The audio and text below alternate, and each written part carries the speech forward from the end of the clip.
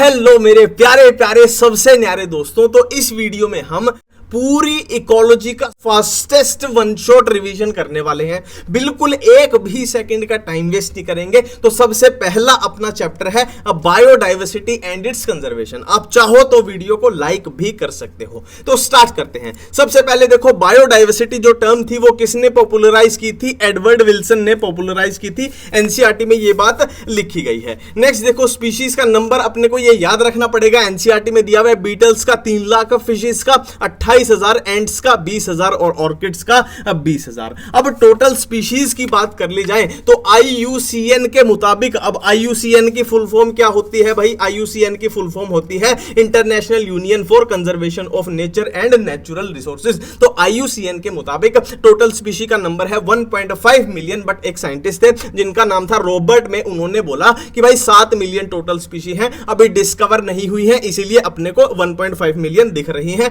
बाकी टोटल है भाई कितनी? 7 मिलियन। और टोटल स्पीशीज की बात करें तो उसमें से 70% जो है वो एनिमल्स हैं, और एनिमल्स से भी बात करें तो 70% इंसेक्ट हैं। और इंसेक्ट कौन से फाइलम में आते हैं? अपने आर्थ्रोपोडा फाइलम में। तो आप एनिमल किंगडम में एनसीईआरटी में चेक करो, आर्थ्रोपोडा फाइलम में लिखा हुआ है लार्जेस्ट फाइलम होता है। क्यों? क्योंकि भाई 70% टोटल एनिमल के क्या है? इंसेक्ट है। तो जाहिर सी बात है लिखना ही पड़ेगा लार्जेस्ट फाइलम। अब हम इंडिया की बात कर लेते हैं। तो सबसे पहली बात देखो, 12 मेगा डाइवर्सिटी कंट्री है। मेगा मतलब बहुत ज्यादा, डाइवर्सिटी मतलब डाइवर्सिटी, मतलब पूरी दुनिया में 12 ऐसे देश हैं जिनको मेगा डाइवर्सिटी कंट्री घोषित किया गया है, जिसमें से इंडिया भी एक है। क्यों एक है? क्योंकि इंडिया का पूरी दुनिया में अगर एरिया देखें तो सिर्फ 2.4% है, बट स्पीशी की परसेंटेज देखें तो 8.1% है। मतलब उनका कॉन्ट्रीब्यूशन स्पीशी की तरफ ज्यादा है, और एरिया बेचारे थोड़ा सा ले रहे हैं। इंडिया वाले बहुत प्यारे हैं, बहुत अच्छे हैं। ठीक है, अब देखो यहां पर बात की जाए कि इंडिया में एनिमल्स की कितनी स्पीशी है, स्पीशी नहीं स्पीशीज हैं,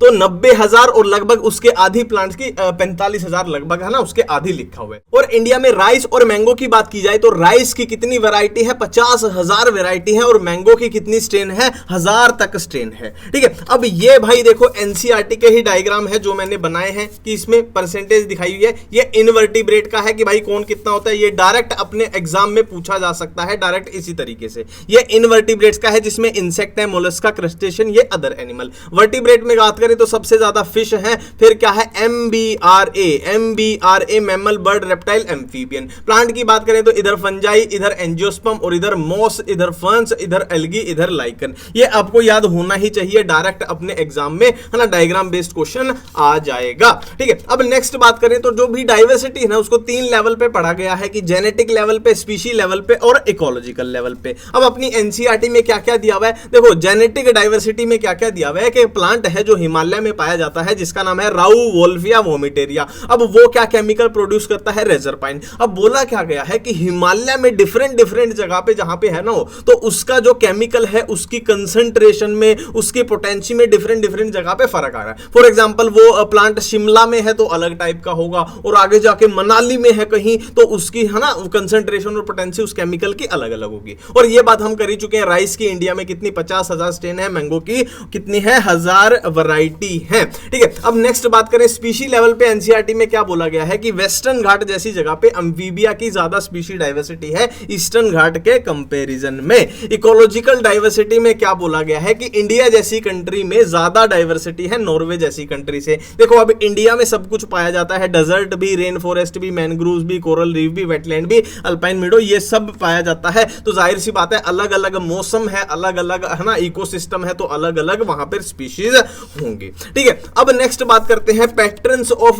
बायोडाइवर्सिटी। तो पैटर्न्स ऑफ बायोडाइवर्सिटी में latitudinal gradient, species area relationship, ये 2 टाइप से अपने को चीजें पढ़नी है। तो लैटिट्यूडनल ग्रेडियंट में क्या बात लिखी गई है कि लैटिट्यूडनल ग्रेडियंट में लिखा गया है कि इक्वेटर पे पोल्स के मुकाबले है ना, नॉर्थ पोल, साउथ पोल, उसके मुकाबले इक्वेटर पे ज्यादा स्पीशीज पाई जाती है, ज्यादा डाइवर्सिटी पाई जाती है। और क्या बात लिखी गई है कि ट्रॉपिकल जो फॉरेस्ट फॉरेस्ट है, ट्रॉपिकल एरिया में टेम्परेट के मुकाबले ज्यादा स्पीशीज पाई जाएंगी, ज्यादा बायोडाइवर्सिटी पाई जाएगी। क्यों पाई जाएगी, इसका रीजन क्या है? देखो, ट्रॉपिकल में एक तो भाई अच्छा सूरज है ना, धूप अच्छी मिलती है, तो धूप अच्छी मिलेगी तो वहां पे पेड़ पौधे हैं, अच्छी डाइवर्सिटी होगी, अच्छी फोटोसिंथेसिस करेंगे। और क्या है, ट्रॉपिकल में जो एनवायरनमेंट है उसमें डिस्टरबेंस कम होती है। अब डिस्टरबेंस कम है तो लंबे समय तक है ना सेम एनवायरनमेंट है, तो क्या है, स्पीशीज को बनने का मौका मिलता है, अच्छा खासा टाइम मिलता है। तो ये सब रीजन है ना, तो ये सब रीजन है। ठीक है, प्रोडक्टिविटी ज्यादा है, डिस्टरबेंस कम है, वो सब है। ठीक है, अब देखो एक स्पीशी एरिया रिलेशनशिप है जो किसने दिया था? अलेक्जेंडर वोन हम्बोल्ट ने दिया था। उन्होंने ये ग्राफ दिया था कि ये स्पीशी रिचनेस है,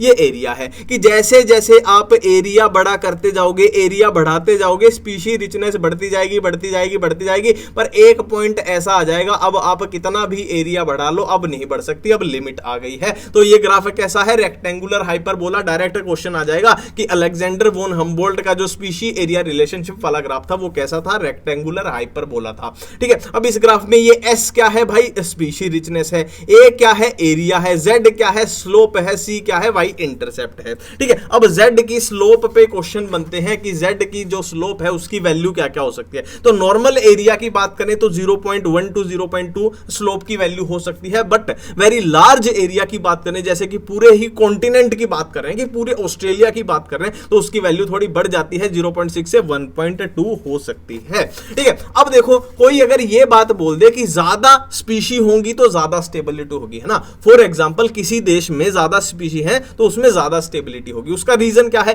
कि अगर ज्यादा, ये स्टेबिलिटी जो वर्ड लिखा गया है ये क्या है? स्टेबिलिटी का मतलब है वहां less year two year variation. मतलब ऐसा नहीं है कि पहले साल प्रोडक्टिविटी थी 10 किलो फिर अगले साल 100 किलो हो जाएगी, नहीं, ऐसा नहीं है। 50 किलो ही रहे पर कांस्टेंट रहे, वो अच्छा माना जाएगा, स्टेबल माना जाएगा। ठीक है, रेजिस्टेंस टू डिस्टर्बेंस, देखो कोई भी नेचुरल डिजास्टर आ गया, फॉर एग्जांपल बाढ़ आ गई या थोड़ा बहुत भूकंप आ गया या मैन मेड ह्यूमन ने कुछ वहां पे, है ना, जंगल वंगल काट दिया, तो ऐसे ऐसे डिस्टर्बेंस से वो सिस्टम अगर स्टेबल है तो रेजिस्टेंस दिखा पाएगा कि, है ना, उसकी वजह से ज्यादा कुछ उसका बिगड़ेगा नहीं। वो अलग बात है आप ज्यादा ही लेवल पे उसका विनाश कर दो। तो resistance to alien species invasion, मतलब ऐसा नहीं है कि यहां पे 100 स्पीशी रह रही थी, बड़े प्यार से रह रही थी, सिस्टम स्टेबल था, तो एक नई स्पीशी आके इस पूरे सिस्टम को हिला नहीं पाएगी, है ना। वो इससे क्या है? रेजिस्टेंस है, कि ऐसा नहीं है कि एक स्पीशी आई उसने पूरा स्टेबिलिटी ही बिगाड़ दी, ऐसा नहीं होना चाहिए। ठीक है, नेक्स्ट देखो डेविड टिलमैन ने सेम वही बात की है कि अगर एरिया में ज्यादा स्पीशी है, अगर कोई एरिया है जिसमें ज्यादा स्पीशी है, ज्यादा स्पीशी का मतलब है ज्यादा बायोडाइवर्सिटी है, ज्यादा बायोडाइवर्सिटी है तो उसमें लेस वेरिएशन आएगी ईयर टू ईयर, तो मोर प्रोडक्टिविटी होगी। वही बात की गई है जो हमने थोड़ी देर पहले अभी की है। अब देखो नेक्स्ट है राइवेट पॉपर हाइपोथेसिस। ये किसने दिया था? पॉल एरलिख ने दिया था। इन्होंने क्या बोला था कि भाई ये जो जहाज दिख रहा है इसको इकोसिस्टम बोल दिया। अब जाहिर सी बात है जहाज में जो डिफरेंट डिफरेंट पार्ट हैं वो नट बोल्ट से, नट बोल्ट समझते हो ना, पेंच नट बोल्ट कुछ भी बोल लो हिंदी में, अंग्रेजी में उनको राइवेट बोला गया है, कि डिफरेंट डिफरेंट जहाज के जो पार्ट हैं वो इन लाल कलर के जो दिख रहे हैं ये इन पेंच से जुड़े हुए हैं, इन राइवेट से जुड़े हुए हैं। तो पेंच क्या हो जाएंगे? स्पीशी हो जाएंगे, पूरा प्लेन इकोसिस्टम हो जाएगा। मतलब कहना क्या चाहते हैं, इन्हीं स्पीशीज से मिलके ये इकोसिस्टम बना है। और यहां पर सबसे जरूरी राइवेट कौन से हैं? जो भाई पंखों पे हैं, क्योंकि जहाज में पंख सबसे जरूरी हैं। तो पंखों वाले पेंच, पंखों वाले राइवेट को क्या है? इंपॉर्टेंट स्पीशी बोल दिया गया है। ठीक है, नेक्स्ट बात कर रहे हैं कि क्या ऐसे कारण है जिनसे बायोडाइवर्सिटी का लॉस हो रहा है। तो इनको इविल क्वारलेट बोला गया। क्वार मतलब चार है, इविल मतलब शैतान है, मतलब विनाश कर रहे हैं। तो कौन से हैं? Habitat loss and fragmentation, over exploitation, alien species invasion, को एक्सटिंक्शन। नाम से ही पता लग रहा है, सब कुछ नाम से ही हो रहा है। अगर आपको थोड़ी सी 5वीं क्लास वाली इंग्लिश भी आती है तो नाम से ही हो रहा है। हैबिटेट लॉस एंड फ्रेगमेंटेशन के बारे में क्वेश्चन पहले भी पूछा गया है नीट में, कि अगर आपसे पूछ लिया जाए इन चारों में मोस्ट इंपॉर्टेंट कोज कौन सा है, कोज बायोडाइवर्सिटी लॉस का, तो उसका आंसर जाएगा habitat loss and fragmentation. NCERT में यह बात लिखी गई है। तो इसमें क्या हो रहा है? ट्रॉपिकल रेन फॉरेस्ट की बात की गई है कि पहले 14% होते थे, 14% जमीन पे ट्रॉपिकल रेन फॉरेस्ट होते थे, अब वो घट घट के 6% रह गए हैं। और क्या है? अमेज़न रेन फॉरेस्ट, जिनको लंग्स ऑफ द प्लैनेट बोला गया है, क्योंकि वो बहुत ज्यादा फोटोसिंथेसिस कर रहे हैं, मतलब बहुत ज्यादा ऑक्सीजन दे रहे हैं। तो क्या बोला गया है? अमेज़न रेन फॉरेस्ट को काटा जा रहा है, लगातार काटा जा रहा है। क्यों? सोयाबीन की खेती के लिए, और वहां पर ग्रासलैंड बनाए जा रहे हैं कि गाय भैंस को वहां पर चरा सके। तो ह्यूमन, है ना, काटते जा रहे हैं। नेक्स्ट है ओवर एक्सप्लॉयटेशन। नाम से ही हो रहा है, ओवर मतलब आपने ज्यादा ज्यादा ही एक्सप्लॉइट कर दिया, मतलब जब आपकी जरूरत लालच में बदल जाए, है ना, तो क्या है, ओवर एक्सप्लॉइटेशन है। तो इससे क्या है, स्टीलर सी काऊ, पैसेंजर पिजन, ऐसे ऐसे जानवर जो हैं इसकी वजह से एक्सटिंक्ट हो चुके हैं। ये डायरेक्ट क्वेश्चन आएगा कि इनका एक्सटिंक्शन किसकी वजह से हुआ, इन चारों में से बताओ। तो इन चारों में से क्या है, ओवर एक्सप्लॉइटेशन की वजह से।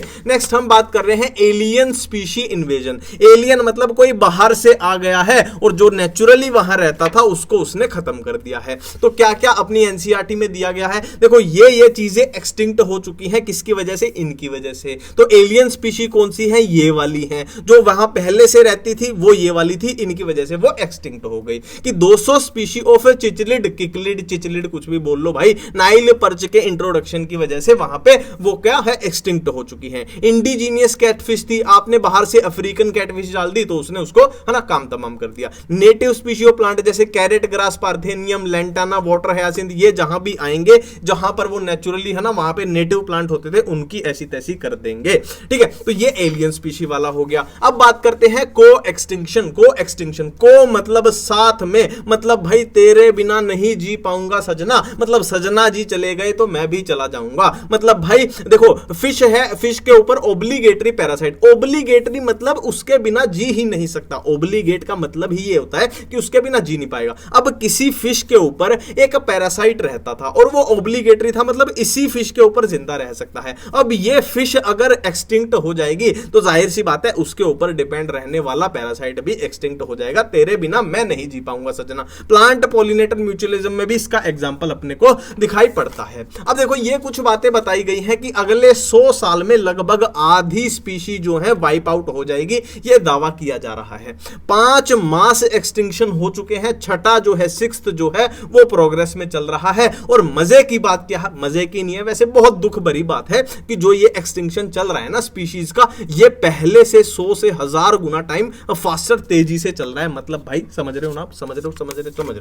ठीक है, तो ये कुछ स्पीशी बताई गई है जो एक्सटिंक्ट हो चुकी हैं, जैसे डोडो, मॉरिशस से थाइलासीन, ऑस्ट्रेलिया से क्वागा, अफ्रीका से स्टीलर सीका और रशिया से सब स्पीशीज ऑफ टाइगर, बाली जावन, अनकेस्पियन। ये एनसीईआरटी में है, याद रखनी ही पड़ेंगी। अब देखो हमसे वो पूछ रहे हैं कि बायोडायवर्सिटी को कंजर्व तो कर लें, है ना, कि थोड़ी बहुत कोशिश तो कर सकते हैं, पर क्यों हमें बायोडायवर्सिटी मिल क्या रहा है, तो उसको 3 पार्ट से बताया गया है, नैरो, ब्रॉड, एथिकल। नैरो क्या है भाई, वही नैरो लोगों की थिंकिंग है कि भाई हमने पेड़ पौधों से खाना मिल रहा है, लकड़ी मिल रही है, फाइबर मिल रहा है ना, दवाइयां मिल रही हैं, क्योंकि दवाइयां बहुत सारी पेड़ पौधों से मिलती है ना, तो ये नैरो थिंकिंग हो गई, ये भाई अपने फायदे की बात हो गई। अब ब्रॉडली बात करते हैं, वैसे फायदे की तो ये भी अपने की है, पर ब्रॉड स्पेक्ट्रम में बात करते हैं, तो ब्रॉड में P2 याद रखना है, P2 यानी P for pollination, P for photosynthesis. अब अमेजोन रेन फॉरेस्ट से 20% टोटल ऑक्सीजन का 20% आ रहा है, इसलिए उनको लंग्स ऑफ द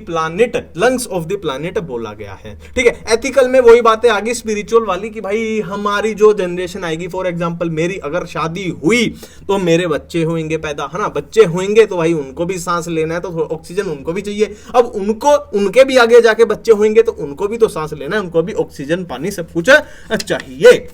ठीक है, अब है कि ठीक है भाई बायोडायवर्सिटी को कंजर्व करना बहुत जरूरी है, क्योंकि ये चीजें हमें उससे मिल रही हैं। अब बात है कैसे कंजर्व करें, तो उसके 2 तरीके हैं, इन सिटू, एक्स सिटू। इन सिटू यानी ऑन साइट, एक्स सिटू यानी ऑफ साइट। फॉर एग्जांपल देखो ये जंगल था, जंगल में ये शेर था, अब ये शेर की प्रजाति विलुप्त होने की कगार पे है, तो हमने क्या किया, इस जंगल के चारों तरफ क्या है, बाउंड्री लगा दी कि भाई इस जंगल के अंदर कोई नहीं घुसना चाहिए। इस शेर को हमने उसी की, जहां वो रहता था, ऑन साइट मतलब जहां वो रहता था वहीं उसको कंजर्व कर लिया, तो ये इन सिटू टाइप का। एक्स सिटू क्या है कि हम इस जंगल से इस शेर को उठा के किस में ले आए, एक चिड़ियाघर में ले आए, चिड़ियाघर में उसको छोड़ दिया। मतलब ऑफ साइट मतलब जहां वो नेचुरली नहीं था, हम उठा के लाए हैं उसको, है ना, कंट्रोल्ड एनवायरनमेंट में। ये हो गया अपना एक्स सिटू में आ गया। ठीक है, अब इन सिटू में क्या क्या आ जाएगा भाई, हॉटस्पॉट्स आ जाएंगे, बायोस्फीयर रिजर्व आ जाएंगे, नेशनल पार्क आ जाएंगे, वाइल्ड लाइफ सेंचुरी आ जाएंगे, सेक्रेड ग्रुव्स आ जाएंगे। हॉटस्पॉट की बात करें तो ये भारत भारत की, इंडिया की बात की गई है तो 3 हॉटस्पॉट इंडिया में है,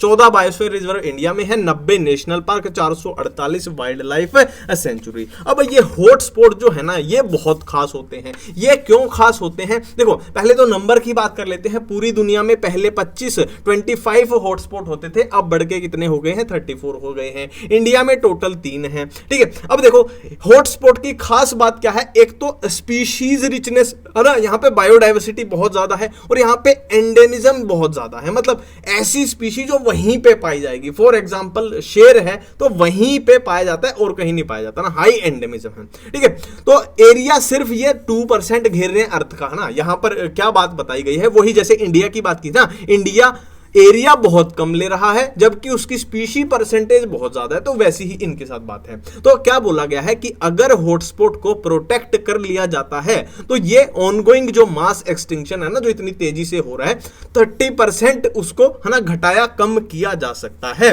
ठीक है, अब सेकंड ग्रुप्स की बात करें तो ये कहां है? Khasi and Jaintia hills in Meghalaya, Aravalli hills of Rajasthan, western Ghat of Karnataka and Maharashtra, Surguja, Chanda and Bastar area of Madhya Pradesh, forest of Meghalaya. ये हैं भाई सेक्टर्ड ग्रुप्स। ठीक है, X2 की बात करें तो इसमें क्या क्या आएगा? जूलॉजिकल पार्क आ जाएंगे, है ना, जो हमने मैन मेड बनाए गए हैं ना, बाहर से लाके हम उनको प्रोटेक्ट करें। Zoological park, botanical garden, wild life safari park, seed bank, cryo preservation technique. अब 2 चीजें ये आपको जरूर याद रखनी है, बहुत पूछी जाती हैं। अर्थ समिट कब हुआ था? 1992 में। कहां हुआ था? रियो डी जेनेरियो, ब्राजील में। वर्ल्ड समिट 2002 में जोहान्सबर्ग में, यानी साउथ अफ्रीका में। ठीक है, ये चैप्टर अपना हुआ खत्म। अब हम स्टार्ट करने वाले हैं अपना नेक्स्ट चैप्टर जिसका नाम है इकोसिस्टम। तो सबसे पहले हमें जानना पड़ेगा कि इकोसिस्टम होता क्या है। देखो ये एक इकोसिस्टम है जहां पर ये अपना दिख रहा है 5-5-3 वाला कुत्ता, ठीक है, और ये चूहा। अब आप सोचोगे कुत्ते और चूहे का क्या लेना देना है, बीच में बिल्ली होनी चाहिए थी। चलो मान लेते हैं यहां पे बिल्ली भी है। ठीक है, तो बात क्या है, इकोसिस्टम क्या है कि जहां पर मान लेते हैं इस कुत्ते की बात करें, ये डॉगी जो है, ये कुत्ता जो है अपने सराउंडिंग के साथ क्या कर रहा है? इंटरेक्ट कर रहा है। अब सराउंडिंग में क्या क्या है भाई? ये चूहा भी है, बिल्ली भी है, ये प्लांट भी है, ये धूप भी है, ये पानी भी है। अब देखो टोटल जिनसे ये इंटरेक्ट कर रहा है उसमें लिविंग ऑर्गेनिज्म भी आ रहे हैं भाई। चूहा लिविंग है, बिल्ली है तो वो भी लिविंग है, प्लांट जो है लिविंग है, और नॉन लिविंग है ना, नॉन लिविंग यानी एबायोटिक, लिविंग यानी बायोटिक, है ना। नॉन लिविंग कौन से हो गए? धूप हो गई, नॉन लिविंग हो गई, पानी हो गया, यहाँ पे मिट्टी भी होगी, नॉन लिविंग होगी। तो लिविंग और नॉन लिविंग यानी बायोटिक एंड एबायोटिक चीजों के साथ क्या कर रहा है? इंटरेक्ट कर रहा है। तो उसी एनवायरमेंट, उसी जगह को क्या बोल रहे हैं? इकोसिस्टम बोल रहे हैं। अब इकोसिस्टम क्या होता है? टेरेस्ट्रियल यानी जमीन पर भी, एक्वाटिक यानी पानी पर भी हो सकता है। टेरेस्ट्रियल यानी फॉरेस्ट हो गया, डेजर्ट, ग्रासलैंड, एक्वाटिक पानी वाले पॉन्ड, लेक, रिवर, वेटलैंड हो गए। अब मेन मेड की बात करें, मेन मेड नहीं मैन मेड, है ना, यहां पर गड़बड़ी हो जाती थोड़ी अंग्रेजी में कई बार मेरे से। ओके, मैन मेड यानी मानव निर्मित, कृत्रिम कौन से हो जाएंगे? क्रो फील्ड, खेत हो गया, एक्वारियम हो गया, ये मैन मेड हो जाएंगे। ठीक है, अब स्ट्रेटिफिकेशन की बात की जाए तो स्ट्रेटिफिकेशन क्या है? एक तरीके से वर्टिकल डिस्ट्रीब्यूशन है। वर्टिकल कैसे? देखो अगर मान ले यहां पर थोड़ा सा ग्राफ तरीके से बनाए तो ये लाइन यहां पर आ जाएगी और इसकी लाइन यहां पर आ जाएगी, इसकी लाइन यहां पर आ जाएगी ना, देख रहे हो, वर्टिकल डिस्ट्रीब्यूशन है हाइट का। ठीक है, तो सबसे ऊंचे जो होंगे वो ट्री होंगे, फिर उससे छोटे थोड़ी झाड़ी टाइप होंगी, श्रब होंगे, बिल्कुल घास टाइप होंगे, वो हर्ब में आ जाएंगे। अब देखो जो टोटल सनलाइट आती है, क्या प्लांट उसका पूरा यूज कर लेते हैं? नहीं भाई, देखो जो टोटल सनलाइट आई, सोलर रेडिएशन आई, उसमें से लेस देन 50% क्या होती है? पार होती है, यानी फोटोसिंथेटिकली एक्टिव रेडिएशन, जो 400 से 700 नैनोमीटर होती है। ठीक है, अब उसका भी 2 से 10% सिर्फ प्लांट कैप्चर कर पाते हैं और फोटोसिंथेसिस के लिए यूज कर पाते हैं। ठीक है, अब देखो बात करते हैं प्रोड्यूसर क्या होते हैं, कंज्यूमर क्या होते हैं। प्रोड्यूसर यानी जो बना रहे हैं, तो इसमें क्या क्या है? खाना कौन बना रहे हैं भाई? अपने ग्रीन प्लांट आ रहे हैं जो ऑटोट्रॉफिक होते हैं, जो फोटोसिंथेसिस से बना रहे हैं, प्रोड्यूस कर रहे हैं। इनको कन्वर्टर्स या ट्रांसड्यूसर भी बोल दिया जाता है। क्यों? क्योंकि ये सोलर एनर्जी को केमिकल एनर्जी में कन्वर्ट कर रहे हैं, इसलिए इनको कन्वर्टर्स बोल दिया गया है। एक्वाटिक इकोसिस्टम की बात करें, वहां पर मेजर ऑटोट्रॉफ कौन है? फाइटोप्लैंक्टन है एक्वाटिक इकोसिस्टम में, ये बात याद रखनी है। कंज्यूमर क्या है? नाम से ही पता लग रहा है कंज्यूम कर रहे हैं। प्रोड्यूसर ने खाना बनाया, कंज्यूम कौन कर रहे हैं, हम लोग हैं। जैसे मैक्रो कंज्यूमर हो गए मोस्टली एनिमल, है ना, हम पेड़ पौधों को खा लेते हैं, उन पे जो फ्रूट लगे सीड लगे सब कुछ खा लेते हैं, हम कुछ नहीं छोड़ते, ठीक है। माइक्रो कंज्यूमर में डीकंपोजर्स आ जाएंगे। अब डीकंपोजर्स की बात करें तो ये करते क्या हैं, देखो डीकंपोजर क्या करेंगे, हमने प्रोड्यूसर देख लिए जो अपने प्लांट होते हैं, कंज्यूमर में फॉर एग्जांपल सारे एनिमल्स आ गए, ठीक है। तो प्रोड्यूसर और कंज्यूमर किसी ना किसी दिन तो टपक जाएंगे इस दुनिया से, है ना। प्लांट है वो भी बूढ़ा होकर जमीन पे गिर जाएगा, और इंसान तो भाई 50 साल 70 साल 100 साल उसके बाद टपक ही जाएगा। तो वो जमीन पे आ गए। अब जमीन पे आ गए तो जो डीकंपोजर होते हैं जिसमें बैक्टीरिया हो गए, फंजाई हो गए, वो उनके ऊपर एंजाइम रिलीज करेंगे। एंजाइम रिलीज करके क्या करेंगे, उनको डीकंपोज कर देंगे ऑर्गेनिक सब्सटेंस में, और जो भी न्यूट्रिएंट होंगे उनको अब्सॉर्ब कर लेंगे। और इस टाइप के न्यूट्रिशन को क्या बोलते हैं, ओस्मोट्रोफी बोलते हैं। ओस्मोट्रोफी कौन शो कर रहे हैं, डीकंपोजर शो कर रहे हैं। अब देखो ये डीकंपोजिशन के स्टेप्स हैं, तो डायरेक्ट अपने सामने क्वेश्चन आ जाए एनसीईआरटी का, तो कैसे पहचानना है कौन से स्टेप में क्या लिखा हुआ था एनसीईआरटी में। देखो सबसे पहले तो इनकी ट्रिक क्या लगाएंगे, फलक तक जाना है। फलक मतलब आसमान तक जाना है। फलक तक जाना है किसे, हमें जाना है, हमें, है ना, आसमान की बुलंदियों को छूना है। तो एफ से फ्रेगमेंटेशन, एल से लीचिंग, सी से क्या है कैटाबॉलिज्म, एच से ह्यूमिफिकेशन, एम से मिनरलाइजेशन। अब पहचानना कैसे है, देखो फ्रेगमेंटेशन मतलब फ्रेगमेंट में कोई चीज टूट रही है, यानी उसका ब्रेकडाउन हो रहा है। क्या चीज का, डेट्राइटिस का। डेट्राइटिस क्या होता है, कोई प्लांट है, कोई एनिमल है, उसकी उम्र पूरी हुई, वो बूढ़ा हो गया, मर गया, जमीन पर गिर गया, उसी को डेट्राइटिस बोलते हैं। तो फ्रेगमेंटेशन मतलब उसकी ब्रेकडाउन हो रही है स्मॉलर पार्टिकल में। तो ये तो अपने को पहचान में आ गया। अब देखो कैसे पहचानना है ना, इस पे कैटाबॉलिज्म को देख लेते हैं। देखो जिस भी पॉइंट में आपको बैक्टीरियल एंड फंगल एंजाइम्स ये वर्ड लिखा हुआ दिख जाए वो कैटाबॉलिज्म है, सिंपल सी बात है, ठीक है। मिनरलाइजेशन में नाम से ही पता लग रहा है कि भाई मिनरल्स बन रहे हैं, कि जो भी ह्यूमस अभी यहां पर आएगा उसको भूल जाओ, कि degraded and release of inorganic nutrient. Inorganic nutrient है ना, वही मिनरल्स बन रहे हैं, तो इससे पहचाना जाएगा। ह्यूमिफिकेशन मतलब ह्यूमस यहां पर बन रहा है ना। ह्यूमस की क्या हो रही है, एक्यूमुलेशन, नाम से याद आ जाएगा। ह्यूमस क्या होता है, डार्क कलर का अमोर्फस सब्सटेंस होता है और हाईली रेजिस्टेंट होता है माइक्रोबियल एक्टिविटी। नाम से ही सारे अपने क्लियर हो रहे हैं। बच गया लीचिंग। लीचिंग में ये याद रखना कि water soluble inorganic nutrient go down into soil, है ना। ऐसे लाइन याद रखनी है कि go down into soil and get precipitated as unavailable salt. ये इस टाइप की लाइन किसी में आ जाएगी, लीचिंग है। यही दिक्कत बनेगी इस टाइप के क्वेश्चन में, है ना। एग्जाम में डायरेक्ट एनसीईआरटी की लाइन आएगी, वो अपने को पहचाननी पड़ेगी, ठीक है। अब देखो हमने बात की कि प्लांट जो है वो प्रोड्यूसर हैं, वो बना रहे हैं खाना, ठीक है। तो एक होती है जीपीपी यानी ग्रोस प्राइमरी प्रोडक्टिविटी, जो प्लांट ने टोटल प्रोडक्शन की, कैसे, फोटोसिंथेसिस का यूज करके। अब आर उसमें से रेस्पिरेटरी लॉस जो प्लांट का हो गया। बची कितनी, एनपीपी यानी नेट प्राइमरी प्रोडक्टिविटी, जो है ना एनिमल्स के लिए यानी कंज्यूमर के लिए बची। तो ये अवेलेबल फॉर कंज्यूमर है। अब कंज्यूमर ने फॉर एग्जांपल हिरण ने उस पेड़ को खा लिया, है ना, पौधे को खा लिया। अब हिरण ने अपने लिए जो यूज कर ली वो यूज्ड बाय कंज्यूमर होगी। अब हिरण को कौन खाएगा, शेर खाएगा। तो शेर के लिए क्या अवेलेबल है, सेकेंडरी प्रोडक्टिविटी अवेलेबल है, प्रोड्यूस्ड बाय कंज्यूमर। और इसको, है ना, समझ गए ना, शेर के एग्जांपल से आप समझ चुके हैं, ठीक है। अब एनुअल नेट प्राइमरी प्रोडक्टिविटी ये एनसीईआरटी में कुछ दिया हुआ है कि पूरे बायोस्फीयर की कितनी है, 170 बिलियन टन है। ओशियन की बात की जाए तो 50 बिलियन टन है।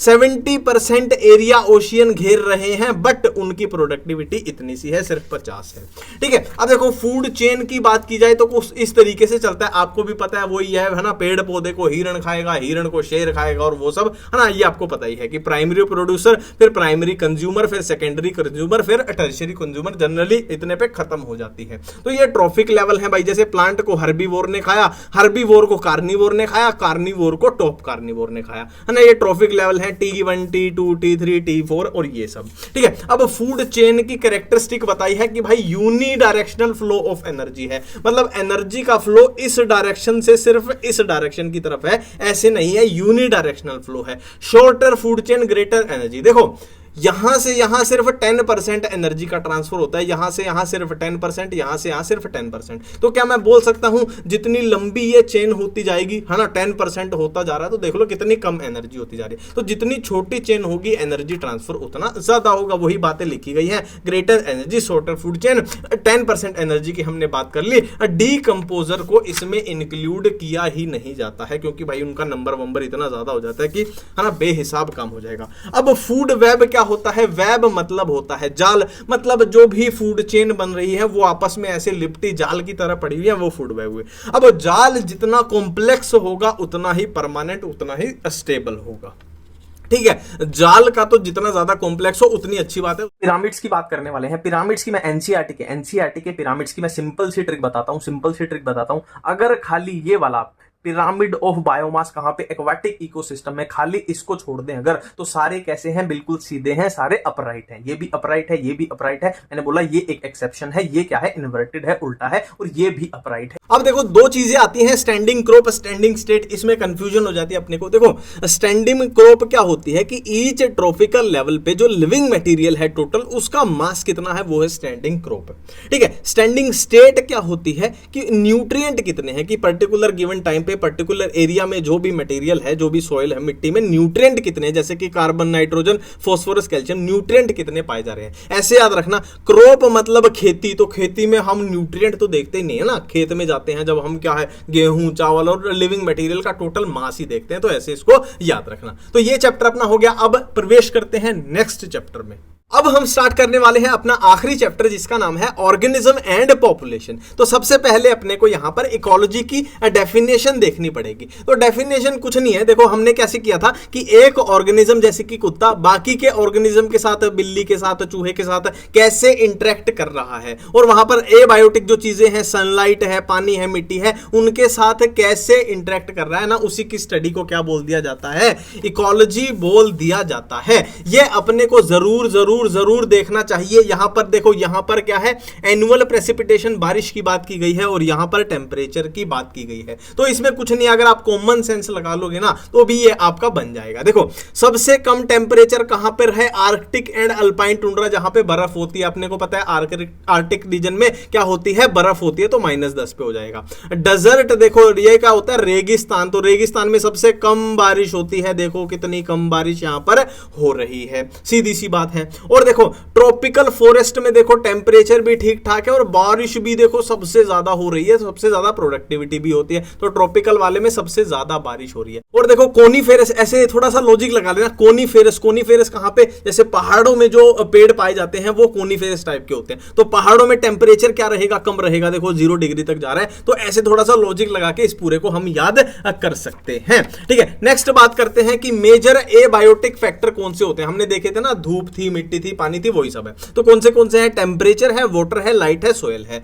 तो अगर बात की जाए इनमें से most important ecologically relevant factor कौन सा है, तो आंसर जाएगा टेम्परेचर। ये एनसीईआरटी का बहुत प्यारा क्वेश्चन है। तो इनमें बारी बारी से बात करेंगे। सबसे पहले हम टेम्परेचर के बारे में बात करने वाले हैं। ऑर्गेनिज्म जो होते हैं दो टाइप के, यूरीथर्मल टाइप के, स्टीनोथर्मल टाइप के। यूरीथर्मल टाइप के कौन से होंगे? जो वाइड रेंज ऑफ टेम्परेचर को टॉलरेट कर पाएंगे, और स्टीनोथर्मल टाइप के जो नैरो रेंज ऑफ टेम्परेचर को टॉलरेट कर पाते हैं। यूरी का मतलब ही वाइड रेंज, स्टीनो का मतलब नैरो रेंज। अब देखो ये जाहिर सी बात है, वाइड रेंज को झेल पा रहे हैं, मतलब ये बहुत सुपीरियर हैं, बहुत एडवांस हैं। तो जो एडवांस सुपीरियर लोग होते हैं बहुत कम होते हैं, जनता तो भाई भरी पड़ी होती है, मेजोरिटी तो ऐसी होती है। ठीक है, अब टेम्परेचर की ही बात करें तो एनसीईआरटी में लिखा गया है कि पोलर एरियाज की बात करें तो सब 0 लेवल तक है ना, 0 से कम भी टेम्परेचर होता है वहां पे। ट्रॉपिकल डेजर्ट की 50 डिग्री से ऊपर, और thermal spring, deep sea hydrothermal vent की बात करें तो वहां 100 डिग्री सेल्सियस से भी ज्यादा टेम्परेचर चला जाता है। भाई आज तो गला ऐसे हो गया है ना, हैंग हो गया गला। ठीक है, वाटर की बात करें, टेम्परेचर की बात कर ली, अब वाटर की बात करते हैं कि ये भी एक इंपॉर्टेंट फैक्टर है। बट क्वेश्चन आ जाए मोस्ट इंपॉर्टेंट कौन सा है, तो आंसर जाएगा टेम्परेचर। ठीक है, और क्या है? Life on earth originated in water की, भाई है ना, समझ रहे हो ना आप इतनी अंग्रेजी तो, कि धरती पर जो जिंदगी हुई वो वाटर में उत्पत्ति उसकी हुई थी। और क्या है? जिंदगी पानी के बिना नहीं हो सकती है, जाहिर सी बात है। अब देखो खाली पानी ही इंपॉर्टेंट नहीं है। अब कोई मछली मान लो समुद्र में है, और समुद्र का पानी बहुत ही ज्यादा नमकीन है, तो आप देख के बोल दोगे अब इसके तो पानी की दिक्कत होनी ही नहीं चाहिए, है ना, इसके पास तो बहुत पानी है। बट असल में उसको दिक्कत हो सकती है। तो वाटर की केमिकल कॉम्पोजिशन, पीएच भी मैटर करती है। अब सारा पानी, जैसे हमें कोई पानी पीना है, हम सारा पानी थोड़ी पी सकते हैं, हम समुद्र का पानी ऐसे थोड़ी जब पीते हैं। नहीं नहीं नहीं भाई, इंपॉर्टेंट है, मैटर करता है उसकी केमिकल और पीएच। ठीक है, कॉम्पोजिशन को कर दिया। ठीक है, तो सॉल्ट कंसंट्रेशन की बात करें तो इनलैंड वाटर की बात करें तो लेस देन 5 ppt और सी की समुद्र की बात करें तो 30 से 35 पीपीटी। और हाइपर सलाइन, नाम में आ रहा है हाइपर, बहुत ज्यादा, सलाइन मतलब नमकीन, बहुत ज्यादा नमकीन है, तो वहां पर कंसंट्रेशन भी सॉल्ट की बहुत ज्यादा हो गई है, 100 से ऊपर हो गई है। ठीक है, अब ये वही बात आ गई जैसे टेम्परेचर में बात की थी, यूरी मतलब क्या है, वाइड रेंज, स्टीनो मतलब नैरो रेंज, बाकी आप समझ चुके हो। अब देखो लाइट की बात कर रहे हैं तो लाइट का सबसे इंपॉर्टेंट चीज तो यही होगी भाई, प्लांट जो है लाइट का यूज करके फोटोसिंथेसिस करते हैं। और देखो प्लांट के अंदर या एनिमल्स के अंदर जो भी ऐसी चीजें हैं ना जो दिन और रात पे डिपेंड करती हैं, उस हिसाब से मैनिपुलेट होती हैं, वो सारी लाइट के बिना बिगड़ जाएंगी। ठीक है, अब लाइट के बाद हम बात करने वाले हैं किसकी, सोयल की, यानी अब मिट्टी की। अब देखो मिट्टी की जो कैरेक्टरिस्टिक होती है, जैसे कॉम्पोजिशन क्या है, ग्रेन साइज क्या है, एग्रीगेशन क्या है, वही डिटरमाइन करेगी उसकी percolation and water holding capacity. Percolation मतलब मिट्टी में आपने पानी डाला तो किस तरीके से, कितनी जल्दी अंदर चला जाएगा, नीचे चला जाएगा, और कितनी देर तक वो मिट्टी उस पानी को होल्ड कर पाएगी, वो सब कैपेसिटी। अब जाहिर सी बात है, जिस एरिया में जैसी मिट्टी होगी, मिट्टी की पीएच हो गई, टोपोग्राफी होगी, मिनरल कॉम्पोजिशन हो गया। फॉर एग्जांपल उत्तर प्रदेश में जैसी मिट्टी होगी वहां पर वैसे पेड़ पौधे पाए जाएंगे, कर्नाटका में, केरल में जैसी मिट्टी होगी वहां पर वैसे पेड़ पौधे, है ना। अब जैसे जो नारियल के पेड़ है, नारियल के पेड़ समुद्र के किनारे लगते हैं, अब ऐसा तो नहीं है हरियाणा में आप नारियल लगा दोगे, है ना, ऐसा नहीं होगा, वो मिट्टी से ही डिसाइड होता है। अब है response to abiotic factor, 4 type के रिस्पॉन्स आ जाएंगे, रेगुलेट, कंफर्म, माइग्रेट, सस्पेंड। देखो ये ग्राफ है जिसमें अपने को कन्फर्मर्स एंड रेगुलेटर देखने को मिलते हैं। देखो ये क्या है कि एक्सटर्नल एनवायरनमेंट जब आप बदलते गए तो इंटरनल पे क्या फर्क पड़ रहा है। तो अगर रेगुलेटर्स की बात करें तो आप एक्सटर्नल को बदलते रहिए, बट रेगुलेटर्स का इंटरनल जो एनवायरनमेंट है वो बिल्कुल सेम है, कॉन्स्टेंट है। जबकि कन्फर्मर्स की बात करें तो जैसे जैसे आपने एक्सटर्नल को चेंज किया वैसे वैसे का इंटरनल भी बदलता चला गया। और पार्शियल नाम में आ गया, मतलब आधा आधा, हाफ हाफ कर देना, ये पहचानने का तरीका बता रहा हूं। पार्शियल मतलब हाफ, तो हाफ ऐसे, हाफ ऐसे। ठीक है, अब रेगुलेटर कन्फर्मर वही बात है जो अभी हमने की, ये मेंटेन कर पाते हैं अपना कांस्टेंट इंटरनल एनवायरनमेंट, और ये नहीं मेंटेन कर पाते हैं। और फिर से मैंने बोला था ना, जो स्पेसिफिक, जो बढ़िया चीजें होती हैं, सुपीरियर चीजें होती हैं, वो बहुत कम के पास होती हैं। बाकी के जो फालतू की जनता है, 99% of animal, nearly all plant, सारे इसमें आ जाएंगे। और ये बढ़िया चीज है कि भाई इंटरनल कांस्टेंट रख पाते हैं। तो इसमें क्या क्या आएंगे, मैमल्स आ जाएंगे, बर्ड्स आ जाएंगे, और बाकी के कुछ ही ऐसे एनिमल होते हैं जिनमें ये सुविधा पाई जाती है। ठीक है, तो ये रेगुलेट हो गया, कंफर्म हो गया। अब बात करते हैं माइग्रेशन की। तो माइग्रेशन क्या है कि मान लो मैं रहता हूं हरियाणा में मई जून के महीने में बहुत भयंकर गर्मी आई, तो मैं गर्मियों के 4-5 महीने कहां, बस में बैठ के, या फिर मेरे पास जो प्राइवेट जेट है उसमें बैठ के मैं चला गया कहां, मनाली मनुली चला गया, 4-5 महीने रह के आया, फिर से जब गर्मी जाएगी वापिस आ गया। ये है माइग्रेशन। तो इसका एग्जांपल क्या है कि जो साइबेरिया के माइग्रेटरी बर्ड फॉर्म साइबेरिया कहां आ जाते हैं, वो कियोलाडो नेशनल पार्क जो कि भरतपुर राजस्थान में है, वहां आ जाते हैं। अब बात करते हैं सस्पेंशन की। तो सस्पेंशन में एक हाइबरनेशन है जिसको विंटर स्लीप भी बोलते हैं, जो बियर्स में देखने को मिलती है। एस्टिवेशन जो कि समर स्लीप, जो सम स्नेल्स एंड फिश में देखने को मिलती है। डायपोज, देखो पोज का मतलब क्या होता है, रोक दिया गया है, मतलब क्या है, डेवलपमेंट को सस्पेंड कर दिया गया है, रोक दिया गया है कुछ समय के लिए। तो स्टेज ऑफ सस्पेंडेड डेवलपमेंट जो जू प्लांक्टन में देखने को मिलती है। अब बात करते हैं अडेप्टेशन की। तो अडेप्टेशन में क्या क्या आएगा कि कोल्डर क्लाइमेट के जो मैमल्स होते हैं, जनरली उनके जो ईयर्स एंड लिम्स हैं वो छोटे पाए जाते हैं। वो क्या है भाई, हीट लॉस को बचाना चाहते हैं, एलेंस रूल इसको बोलते हैं। एल्टीट्यूड सिकनेस क्या है, जब आप लेह लद्दाख जैसी ऊंची जगह पर जाओगे तो ऑक्सीजन की कमी होने लगेगी। तो ऑक्सीजन की कमी होगी तो लाल क्या है, लाल गाल मैं बोल रहा था, जो आप लद्दाख में जाओगे ना उन इंसानों के देखा लाल लाल गाल होते हैं, क्यों, आरबीसी की प्रोडक्शन भाई बढ़ जाती है। अब देखो अडेप्टेशन में ही आगे क्या है, डेजर्ट प्लांट है। देखो कोई प्लांट जो है डेजर्ट यानी रेगिस्तान में है तो जाहिर सी बात है उसको पानी उड़ने का खतरा है। अब देखो हमारे जब सर्दियां आती हैं तो हमारे हाथ पैरों से क्या है, वो पानी उड़ जाता है और हमारे हाथ पैर से फट जाते हैं। तो हम क्या करते हैं, हाथों पे वैसलीन लगाते हैं। तो ऐसे ही ये पानी उड़ ना पाए इसलिए क्यूटिकल को थिक कर लेता है, बहुत सारी वैसलीन लगा लेता है। और देखो अगर स्टोमेटा ऊपर ही रहेंगे तो क्या है, पानी उड़ने का खतरा ज्यादा है। तो स्टोमेटा को ये बहुत अंदर डीप कर लेगा कि पानी कम उड़े। और क्या है, लीव जो है स्पाइन शेप में हो जाती है। देखो कैसे, ये अगर पेड़ का पत्ता है, इसका ये सरफेस एरिया है। अब ये सरफेस एरिया बहुत ज्यादा है तो पानी उड़ने का खतरा ज्यादा है। अब इसको मैंने मॉडिफाई करके फॉर एग्जांपल लीफ को ऐसे नीडल लाइक बना लिया है, स्पाइन शेप में बना लिया है, तो इसका सरफेस एरिया कम हो गया है, तो पानी उड़ने का खतरा क्या है, कम है। आर्कीबैक्टीरिया की बात करें, वो अपने को पता ही है, बायोलॉजिकल क्लासिफिकेशन में पढ़ते हैं, हार्श हैबिटेट में वो रह पाते हैं। क्यों रह पाते हैं? क्योंकि उनकी सेल वॉल की स्ट्रक्चर अलग होती है नॉर्मल बैक्टीरिया के कंपैरिजन में। बिहेवियरल मीन्स में अपने को डेजर्ट लिजर्ड याद रखनी है। ये क्या होती है, जब इसको क्या है हीट अब्सॉर्ब करनी होती है तो ये धूप में बैठी रहती है मस्त चश्मे लगा के, फिर इसको गर्मी लगने लग जाती है, फिर ये छांव में भाग जाती है जब इसका टेम्परेचर इंक्रीज हो जाता है। एक्वाटिक सील की बात करें तो इसके अंदर थिक फैट की लेयर होती है जिसको ब्लबर बोलते हैं, जो रिड्यूस हीट लॉस करती है। अब ना एक्वाटिक सील मतलब इतने ठंडे पानी में रह रही है फिर भी वो जिंदा है बहुत अच्छे तरीके से। क्यों? क्योंकि उसमें थिक फैट की लेयर है जो है ना एक तरीके से इंसुलेटर का काम करती है। ठीक है, अब देखो बात करते हैं natality, mortality, immigration, emigration. Natality क्या होती है, जितने जन्म हुए, मोर्टेलिटी कितने मर गए, इमिग्रेशन क्या होती है, कितने विदेश से यानी बाहर से अपने देश की मेंबरशिप लेके, मेंबरशिप नहीं उसको क्या बोलते हैं, सॉरी, सिटीजनशिप लेके आ गए। और एमिग्रेशन मतलब अपने देश से फॉर एग्जांपल कनाडा में चले गए और कनाडा की सिटीजनशिप ले ली, वहीं के वो हो गए, मतलब अपने देश में वो काउंट नहीं होंगे, ये होता है। ठीक है, तो ये पॉपुलेशन डेंसिटी की बात करें तो देखो अगर किसी का जन्म हुआ, नेटेलिटी मतलब जन्म हो रहे हैं तो पॉपुलेशन डेंसिटी बढ़ती जा रही है, बढ़ रही है। मोर्टेलिटी डेथ हो गई मतलब कम हो रही है, माइनस हो रही है। इमिग्रेशन मतलब अपने देश में कोई नेपाल से बंदा आया, भारत की सिटीजनशिप ले ली तो वो प्लस हो गया अपने देश में। ठीक है, एमिग्रेशन भाई कनाडा चला गया, अमेरिका चला गया, वहां का नागरिक बन गया तो वो माइनस हो गया।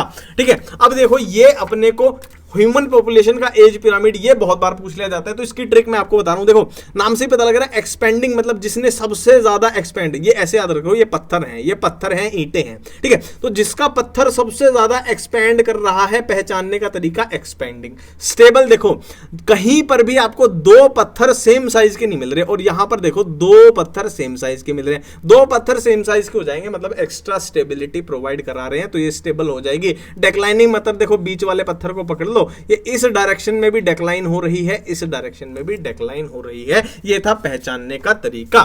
ठीक है, अब ग्रोथ है, एक्सपोनेंशियल ग्रोथ है और लॉजिस्टिक ग्रोथ है ना। इसको कैसे देखो, नाम में ही है एक्सपोनेंशियल, मतलब आपने रिसोर्स को अनलिमिटेड कर दिया और आपने बोला एक्सपोनेंशियली ग्रो करोगे भाई, खाओ पियो मस्त ग्रो करो। तो ये भाई एक्सपोनेंशियल ग्रोथ देखो है ना, जिसकी कोई रुकावट ही नहीं है, आसमान को छू रही है। ठीक है, और लॉजिस्टिक है, नाम से ही पता लग रहा है, लॉजिक ऐसे याद रखो, लॉजिक मतलब लॉजिक वाली चीजें क्या है कि भाई रिसोर्स अनलिमिटेड नहीं होते हैं। अब देखो खाना पीना है, कुछ भी है तो आपको खरीदना पड़ता है ना, वो अनलिमिटेड तो नहीं है ना। ऐसा तो नहीं आप दुकान पे जाके डायरेक्ट उठा लोगे जो भी आपको चाहिए, नहीं भाई, आपको कमाना पड़ेगा, खरीदना पड़ेगा, तब आपको खाना पड़ेगा। तो लॉजिकल क्या है, ये वाली भाई लॉजिकल है कि भाई ऐसे ऐसे ऐसे फिर एकदम बढ़ेगी और फिर एकदम आके यहां पर स्टेबल हो जाएगी। ठीक है, ये लॉजिकल है। अब इसमें कुछ भाई इक्वेशन होती है जो आपको याद रखनी पड़ेगी, जैसे कि एक्सपोनेंशियल ग्रोथ में ये इक्वेशन है, ये तो भाई ये ई देखते ही आपको पता लग जाएगा कि ये एक्सपोनेंशियल है। लॉजिस्टिक की बात करें तो ये आपको याद रखनी पड़ेगी, ये इक्वेशन तो आपको याद रखनी ही पड़ेगी। ठीक है, अब हम पॉपुलेशन इंटरेक्शन की बात करने वाले हैं, जिसमें ये इंटरेक्शन अपने पास आ जाती है। म्यूचुअलिज्म, म्यूचुअल दोनों ने खुद मिलके किया मतलब भाई दोनों का फायदा हुआ। कंपटीशन, दोनों आपस में टकरा गए, टकराएंगे तो भाई दोनों का नुकसान होगा। प्रीडेशन है ना, शेर ने हिरण को खा लिया, अब शेर का तो फायदा हो गया, हिरण का नुकसान हो गया। पैरासिटिज्म, अब देखो जो ये वीडियो देख रही है एक सुंदर सी कन्या, उसके सर में जो जूं चल रही है तो उस लड़की का तो फायदा कुछ नहीं हो रहा, उसका नुकसान है, और उस जूं का क्या है फायदा, और उसको ताजा ताजा खून मिल रहा है। ठीक है, कमेंसलिज्म, एमेंसलिज्म दोनों ऑपोजिट होती है, इनमें कंफ्यूज मत होना। इनमें कंफ्यूज कैसे नहीं होना, देखो दोनों ऑपोजिट हैं, दोनों में एक का तो कुछ भी नहीं हो रहा है, जीरो पे है, और एक का फायदा एक का नुकसान। याद कैसे रखना है, अब देखो कमेंसलिज्म से याद रखना कमेंट। अब आप मेरी वीडियो के नीचे कोई नेगेटिव कमेंट कर दोगे तो भाई आपको तो बहुत अच्छा लगेगा, हाँ हाँ मैंने इसको सुना दी, मैंने इसको गाली दे दी, बट मेरे को तो कोई फर्क नहीं पड़ेगा, मेरे को कोई फर्क नहीं पड़ता, मैं नेगेटिव कमेंट पे ध्यान नहीं देता। कमेंसलिज्म मैंने बताया, इसका उल्टा आपको याद रखना है। ठीक है, है। अब देखो बारी बारी से इन पे बात करने वाले हैं। सबसे पहले प्रीडेशन की बात करने वाले हैं। तो प्रीडेशन में क्या है, फॉर एग्जांपल एक हिरण को एक टाइगर ने खा लिया, तो हिरण यहां पर प्रे हो गया और प्रीडेटर कौन हो गया, टाइगर हो गया। और जाहिर सी बात है डियर से टाइगर में क्या हुई है, एनर्जी का ट्रांसफर हुआ है। अब देखो क्या प्रीडेटर से सिर्फ नुकसान होता है, फायदा कुछ नहीं होता है। अब देखो फायदा देखते हैं उसका। देखो ऑस्ट्रेलिया में क्या हुआ था 1920s में, क्या हुआ था, जो प्रिकली पियर कैक्टस थे ना वो बहुत ऐसे है ना मिलियंस ऑफ हेक्टेयर्स में फैल गए थे। अब फैल गए थे तो भाई बहुत गड़बड़ हो गई। अब इनको खत्म करने के लिए कैक्टस फीडिंग मोथ को, जो इसका प्रीडेटर था, उसको भाई वहां इंट्रोड्यूस कर दिया गया, तो ये कंट्रोल में आ गए। तो देखो कितना फायदा हो गया। अब देखो एक बात करते हैं, जैसे फॉर एग्जांपल हम टीवी पे घर पे देखते हैं ना, डिस्कवरी का चैनल देखते हैं, तो वो शेर जब हिरण को पकड़ता है तो मेरी मम्मी ऐसे ना आंख बंद कर लेते हैं कि यार हाय कितना बुरा किया, शेर शेर बहुत गंदा है, हिरण बेचारा सा है ना। तो वो बहुत गलत बात है। अब उनको समझाने में है ना लड़ाई हो जाएगी नहीं तो मम्मी के साथ। तो कुल मिला के बात यह है कि जो शेर है वो हिरण का कोई नुकसान नहीं कर रहा है ना, वो बैलेंस है पूरा इकोसिस्टम, कि अगर वो उसको खाएगा नहीं तो हिरण की पॉपुलेशन इतनी हो जाएगी कि ऑटोमेटिकली उनकी हो सकता है उनकी स्पीशी ही एक्सटिंक्ट हो जाए, तो उनका फायदा ही कर रहे हैं। ठीक है, तो वो बातें हैं कि वो खाली उसको नुकसान नहीं पहुंचाते, उसको फायदा भी करता है।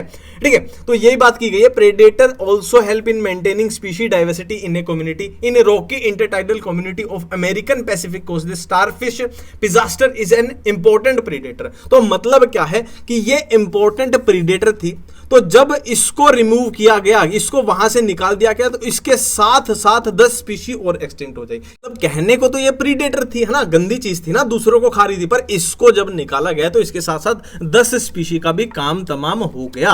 और देखो प्रीडेटर भी जो होता है ना, फॉर एग्जांपल शेर है, वो भी पागल नहीं होता, समझदार होता है। उसको बिना बात पे वो शिकार करता ही नहीं, जब उसको भूख लगती है तभी शिकार करेगा, ऐसे नहीं पेट भरा पड़ा है तब भी शिकार करेगा, नहीं। उसको पता है मैं उसको अगर बिना बात हिरण को मारता रहूंगा तो वो उनकी पॉपुलेशन कम हो जाएगी, बाद में हमें ही दिक्कत होगी। तो प्रीडेटर जो होते हैं भाई पागल नहीं होते हैं, समझदार होते हैं।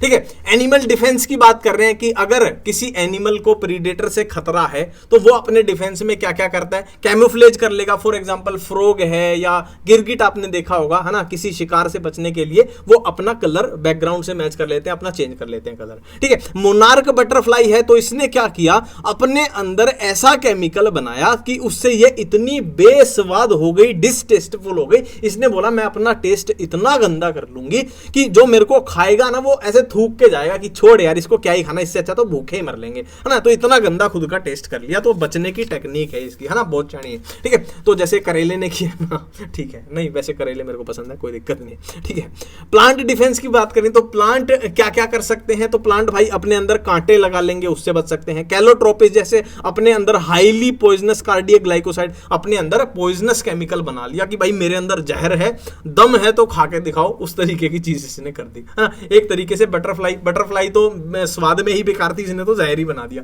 ठीक है, और देखो प्लांट के अंदर जैसे निकोटीन होते हैं, कैफीन होते हैं, ओपीएम और ये सब होता है। तो ये प्लांट ने अपने हंसी आती है मेरे को इस बात पे, अपने डिफेंस के लिए बनाए थे प्लांट ने ये कि भाई मैं अपना कैफीन अलग सा टेस्ट कर लेता हूँ, निकोटीन। पर ह्यूमंस ने क्या किया, वहां से निकोटीन निकाल लाए, वहां से कॉफी बना ली, पता नहीं क्या क्या निकाल के बना दिया।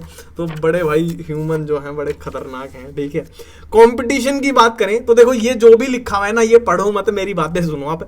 तो कंपटीशन जनरली क्या माना जाता था कि रिसोर्स है, मान लीजिए ये खाना पड़ा है, ठीक है, यहां एक स्पीशी आ रही है, यहां एक स्पीशी आ रही है, तो जनरली माना क्या जाता था, अगर ये रिसोर्स लिमिटेड है, खाने की चीजें लिमिटेड है, तो इन दोनों में क्या है, टकराव होता था, लड़ाई होती थी, ये माना जाता था। और क्या माना जाता था कि इन दोनों स्पीशी का है ना मिलना जुलना, फॉर एग्जांपल शेर से लड़ रहा है सेम हिरण के लिए, खाने के लिए, ऐसा माना जाता था। बट बाद में क्या पता चला, धीरे धीरे जैसे जैसे पता चलता गया कि रिसोर्स का लिमिटेड होना जरूरी नहीं है। फॉर एग्जाम्पल 12 बजे आया ये खाना खाने आया, 12 बजे ये खाना आया 12 बजे, तो खाना तो बहुत ज्यादा था, पर इसने इसको देख के आंखें दिखाई, दोनों में लड़ाई हो गई और है ना मामला खराब हो गया। तो भाई रिसोर्स का लिमिटेड होना जरूरी नहीं है, रिसोर्स अनलिमिटेड भी हो तब भी लड़ाइयां हो सकती है, कंपटीशन हो सकता है। और डिफरेंट स्पीशी के बीच में भी, फॉर एग्जांपल ये भाई कुछ खाने की चीज है, अब स्पीशी ए है ये भी इसको खाती है, स्पीशी बी भी इसको खाती है, तो ए वाली और बी वाले में भी टक्कर हो सकती है। तो कुल मिला के जो फाइनल बढ़िया डेफिनेशन बनी वो क्या बनी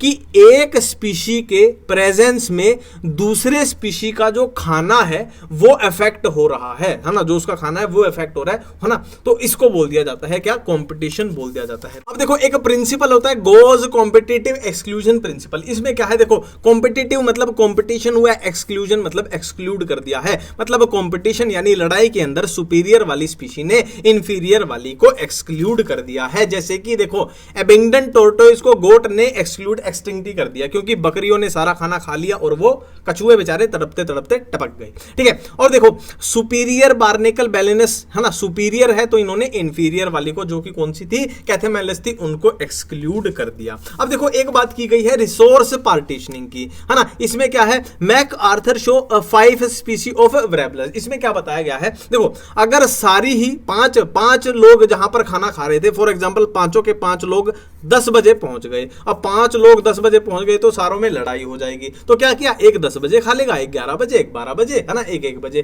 कि सबका पेट भी कर गया और कंपटीशन भी नहीं हुआ और लड़ाई भी नहीं हुई। ये है रिसोर्स पार्टीशनिंग, कि रिसोर्स की उन्होंने पार्टीशनिंग कर ली है, ठीक है। अब पैरासिटिज्म की बात करें तो 2 टाइप के हो सकते हैं, एक्टो पैरासाइट और एंडो पैरासाइट। एक्टो मतलब जो ऊपर है ना, सरफेस बाहर, जैसे हमारे सिर में लग गए, हमारी स्किन पे लग गए, और एंडो मतलब हमारे लीवर में, हमारी आंखों में, हमारे इंटेस्टाइन में, ऐसे एंडो हो जाएंगे। तो lice on human, ticks on dog, marine fish and ectoparasite copepods. अरे यहाँ पे भाई चमका लग रहा था, मेरे को दिख नहीं रहा था, है ना, एकदम से फ्लैश हो गया था, ठीक है। कैस्केटा ऑन अदर प्लांट, अमरबेल जिसको बोलते हैं। एंडोपैरासाइट में क्या है, एंडोपैरासाइट जो अंदर रहेंगे लीवर में, किडनी में, लंग्स में, आरबीसी में, वो एंडोपैरासाइट हो गए। और जाहिर सी बात है अगर आपसे क्वेश्चन पूछ लिया जाए, क्या क्वेश्चन पूछ लिया जाए कि कौन से ज्यादा कॉम्प्लेक्स हैं, तो जाहिर सी बात है एंडोपैरासाइट मतलब बॉडी के अंदर रह रहे हैं, तो जाहिर सी बात है इनकी लाइफ साइकिल जो है ज्यादा कॉम्प्लेक्स रहेगी, ठीक है। अब एक ब्रूड पैरासिटिज्म से अच्छा इसको मैं बोलूंगा बेवकूफ बनाना। किसने किसको बेवकूफ बनाया, कुक्कू यानी कोयल ने कौवे को बेवकूफ बनाया। जनरली हम कोयल को अच्छा बोलते हैं क्योंकि मीठे गाने गाती है, बट है बड़ी खतरनाक, बड़ी बेकार होती है। क्यों बेकार होती है, क्योंकि जो कोयल के अंडे होते हैं वो कौवे जैसे दिखाई पड़ते हैं, तो उसने क्या किया, अपने अंडे को क्या है कौवे के घोंसले में छोड़ दिया। अब कौवा बेचारा उसको न्यूट्रिशन और वो सब है ना उसका ध्यान रख रहा है, ठीक है। तो ये भाई बड़ी गलत बात है इसकी, तो कोई नहीं, अब होता है तो होता है। कमेंसलिज्म की बात करें तो इसके भाई सिर्फ एग्जांपल आपको याद रखने, इतना कुछ खास वो हमने देख लिया था। एक का कुछ नहीं बिगड़ेगा, एक का फायदा। आपने मेरे पे बैड कमेंट किया तो आपको अच्छा लग रहा है, बहुत खुश हो, मेरा कुछ नहीं बिगड़ा। Orchid on mango, barnacle on whale, cattle egret on cattle, sea anemone on clown fish. और म्यूचुअलिज्म मतलब दोनों का ही फायदा हो रहा है, तो लाइकन, फंजाई और एल्गी दोनों आपस में एक दूसरे का फायदा कर रहे हैं। माइकोराइजा, फंजाई प्लांट, ये तो हम बायोलॉजिकल क्लासिफिकेशन में भी देख चुके हैं। प्लांट एंड एनिमल में भी हो सकता है, फिग एंड वास्प, इसमें आपको याद रखना है। तो कुछ इस तरीके से इकोलॉजी का वन शॉट हमने खत्म कर लिया है। थैंक यू, धन्यवाद।